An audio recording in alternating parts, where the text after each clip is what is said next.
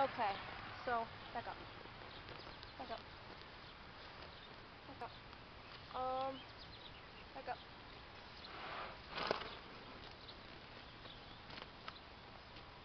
As far as using your legs,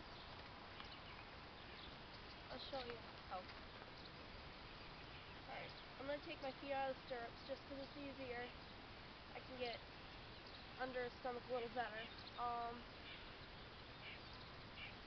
When you begin to introduce your legs to your horse, especially a young horse, he might not appreciate that all that much.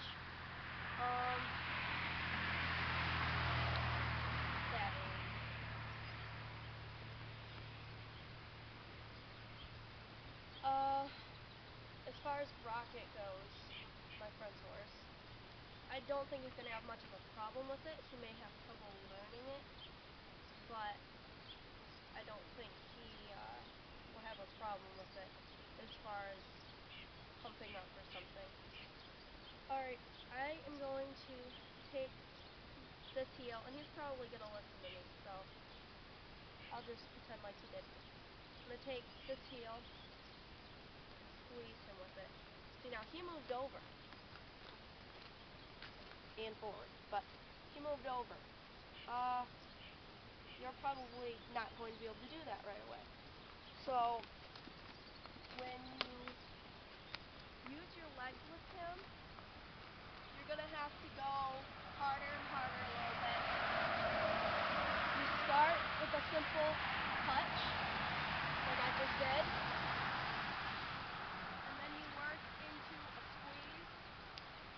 Then you go into a bump,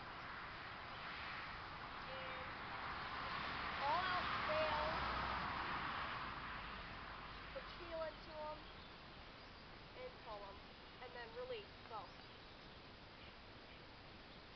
The release is very important because it shows him that was the right answer. So the second he gives you the right answer, you let up. So I'm going to take this foot, push it into him, and I take it off from the second he moves off, because that was the right answer. I tell him, that is the right answer. Don't fiddle with them and do all sorts of crap. Tell him what's wrong. Just tell him what's right. He's going to choose that way because you're going to make it easy for him, because that releases pressure. Now, don't take your pressure off of him until he moves over. You'll probably have to introduce this not in like a straight, like you're not going to be able to straight sideways. You're going to have to, your horse is probably going to move sideways and move forward a little bit. It's probably what he's going to do. But don't take that pressure off of him, and just get harder and harder, and then slowly you can get softer and softer after he's learned. So,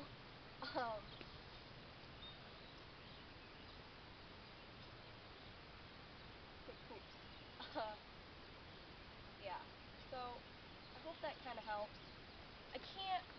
I should have gotten Jasper out for that video, because Jasper doesn't know his legs very well, whereas Savvy knows.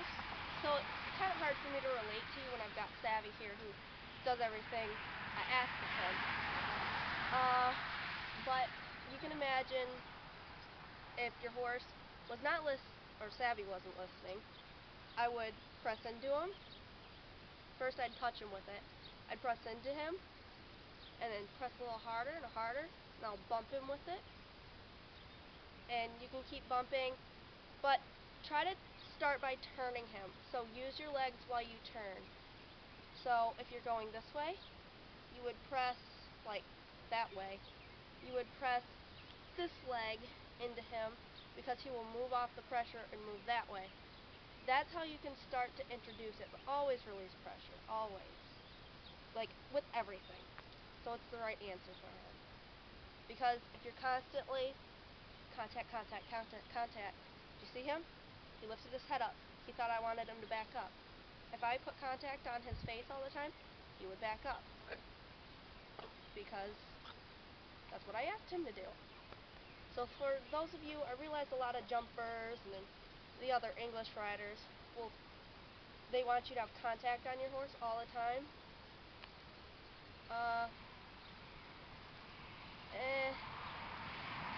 That's the way you do it. I've got my way. It's still important to learn your feet, and once he learns your feet very well, you don't need to have so much contact with those reins. So consider that, especially if you've got a bit in their mouth. Consider that, because that's just more wear and tear on their mouth the more you put contact with his mouth. So, alright. Walk up. Ooh.